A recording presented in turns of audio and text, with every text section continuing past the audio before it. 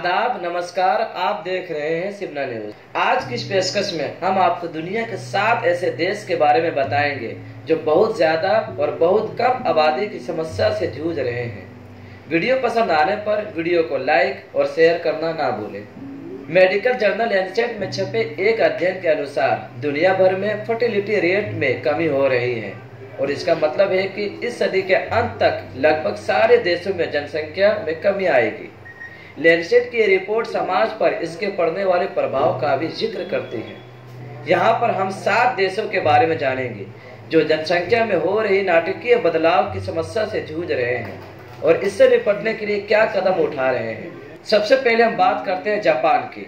Lancet में छपी report के अनुसार इस सदी के आखिर तक जापान की जनसंख्या आधी हो जाएगी। 2017 की जनगणना के अनुसार जापान की जनसंख्या 12 करोड़ 80 लाख थी, लेकिन इस शताब्दी के आखिर तक ये घटकर 5 करोड़ 30 लाख तक होने का अनुमान लगाया जा रहा है। जनसंख्या के हिसाब से जापान दुनिया का सबसे बुजुर्ग देश है और 100 साल से ज्यादा उम्र के लोगों की दर भी सबसे ज्यादा जापान में है। इस कारण जापान में काम करने की क्षमता रखने वालों की संख्या में लगातार कमी होती जा रही है और हालात के और ज्यादा खराब होने की आशंका जताई जा रही है। सरकारी अनुमान के अनुसार साल 2040 तक जापान में बुजुर्गों की आबादी 35% से ज्यादा हो जाएगी। जापान में प्रजनन दर केवल 1.4% है, यानी जापान में एक महिला औसतन 1.4 बच्चे को जन्म देती है। इसका अर्थ ये हुआ कि काम करने योग्य लोगों की संख्या लगातार घटती जा रही है। किसी भी देश में उसकी मौजूदा जनसंख्या को बरकरार रखने के लिए जरूरी है कि उस देश का प्रजनन दर 2.1 से कम ना हो। अब बात करते हैं इटली की। इटली के बारे में भी अनुमान लगाया गया है कि 2100 तक वहां की आबादी आधी हो जाएगी। 2017 में इटली की आबादी 6 करोड़ 10 लाख थी, जो लैंसेट की रिपोर्ट के अनुसार मौजूदा सदी के आखिर तक घटकर 2 करोड़ 80 लाख रह जाएगी। जापान की ही तरह इटली में बुजुर्गों की संख्या बहुत है। साल 2019 के विश्व बैंक के आंकड़ों के अनुसार इटली में 23% आबादी 65 साल से अधिक उम्र की है। साल 2015 में इटली की सरकार ने प्रजनन दर बढ़ाने के लिए एक योजना शुरू की थी, जिसके तहत हर कपल को एक बच्चा होने पर सरकार की तरफ से 725 पाउंड यानी करीब 69,000 रुपए दिए जाते हैं। लेकिन इसके बावजूद इटली की प्रजनन दर पूरे यूरोपीय संघ में सबसे कम है। इटली में एक दूसरी समस्या प्रवासन की भी है। सरकारी आंकड़ों के अनुसार साल 2018 में 1,57,000 लोग इटली छोड़कर किसी और देश में चले गए थे। इटली के कई शहरों ने स्थानीय आबादी को बढ़ाने और उनकी अर्थव्यवस्था में सुधार के लिए अपनी अपनी योजना शुरू की है। अब बात करते हैं चीन की। चीन ने 1979 में अपने यहाँ एक बच्चे की योजना शुरू की थी। चीन ने अपने यहाँ बढ़ती आबादी और अर्थव्यवस्था पर पड़ने वाले उसके प्रभाव को देखते हुए 1 चाइल्ड की योजना शुरू की थी। लेकिन दुनिया के सबसे ज्यादा आबादी वाला ये देश आज जन्म दर में हो रही अत्यधिक कमी से जूझ रहा है।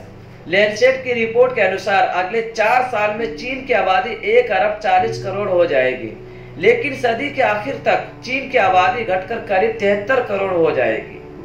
सरकारी आंकड़ों के अनुसार साल 2019 में देखा गया था कि पिछले 70 सालों में चीन का जन्म दर सबसे निचले स्तर पर आ गया है। कुछ लोगों को इस बात की आशंका है कि चीन एक डेमोग्राफिक टाइम बॉम्ब बन गया है, जिसका आसान शब्दों में मतलब है कि काम करने वालों की संख्या दिन ब दिन कम होती जा रही है और उन पर अपने बड़े और रिटायर्ड हो रहे परिवारों के सदस्यों की जिम्मेदारी बढ़ती जा रही है।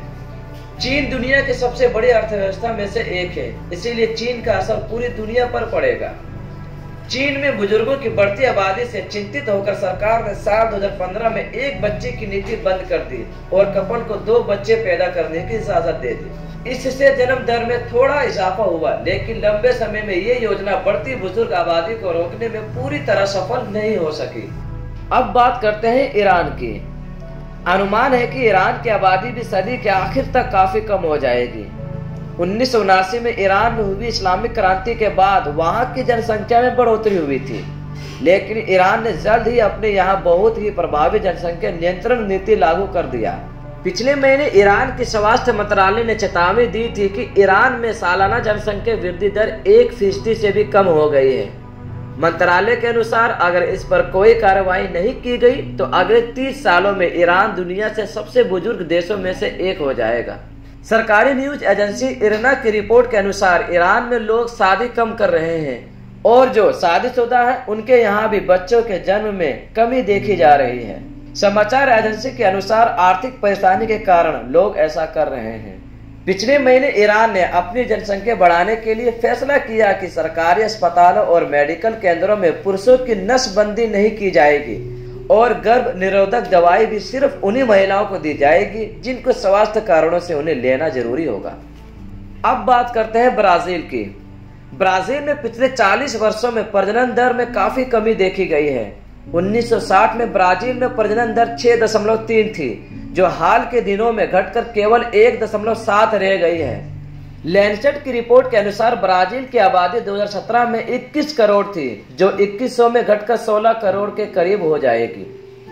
2012 के एक अध्ययन के अनुसार ज्यादातर टीवी धारावाहिकों में छोटे परिवार को ही दिखाया गया, जिसका असर लोगों पर पड़ा और वहां जन्म दर में कमी आती चली गई। ब्राजील में जन्म दर में लगातार कमी आ रही है, लेकिन वहां किशोरों में बढ़ती प्रेगनेंसी एक नई समस्या बनकर उभर रही है। इस पर काबू पाने के लिए सरकार ने एक कैंपेन शुरू किया है, जिसका टैग लाइन है किशोरावस्था पहले, गर्भावस्था बाद में। अब बात करते हैं अपने देश भारत की। भारत साल 2100 तक चीन को पीछे करते हुए दुनिया के सबसे बड़ी आबादी वाला देश बन जाएगा। हालांकि लैंसेट के शोधकर्ताओं का कहना है कि भारत की आबादी में कमी आएगी और इस सदी के आखिर तक भारत की आबादी 1 अरब 10 करोड़ हो जाएगी।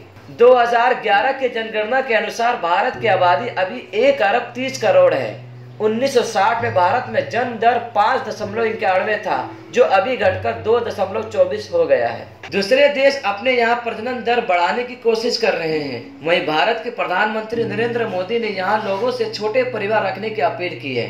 पिछले साल एक भाषण में मोदी ने कहा था कि जनसंख्या विस्फोट भविष्य में हमारे लिए कई तरह की समस्या पैदा करेगा, लेकिन एक ऐसा वर्ग भी है जो बच्चे को इस दुनिया में लाने से पहले नहीं सोचता है कि क्या वो बच्चे के साथ न्याय कर सकते हैं, उसे जो चाहिए क्या वो उसे सब कुछ दे सकते हैं। मोदी ने कहा था कि इसके लिए समाज में जागरूकता लाने की जरूरत है। अब बात करते हैं नाइजीरिया की। लैंसेट की रिपोर्ट के अनुसार साल 2100 तक सहारा रेगिस्तान के दक्षिण में बसे अफ्रीकी देशों की जनसंख्या 3 गुना बढ़कर करीब 3 अरब हो जाएगी। इस रिपोर्ट के अनुसार इस सदी के आखिर तक नाइजीरिया की आबादी करीब 80 करोड़ हो जाएगी और जनसंख्या के कारण वो दुनिया का दूसरे सबसे बड़ा देश हो जाएगा। रिपोर्ट ये भी कहती है कि उस वक्त तक नाइजीरिया में काम करने योग्य एक बड़ी संख्या हो जाएगी और उनकी जीडीपी में भी बहुत वृद्धि होगी, लेकिन बढ़ती जनसंख्या के कारण इसका बोझ देश के आधारभूत ढांचों और सामाजिक ताने बाने पर भी पड़ रहा है। नाइजीरिया के अधिकारी अब इस बारे में खुलकर बोलने लगे हैं कि जनसंख्या को कम करने के लिए कदम उठाए जाने की जरूरत है।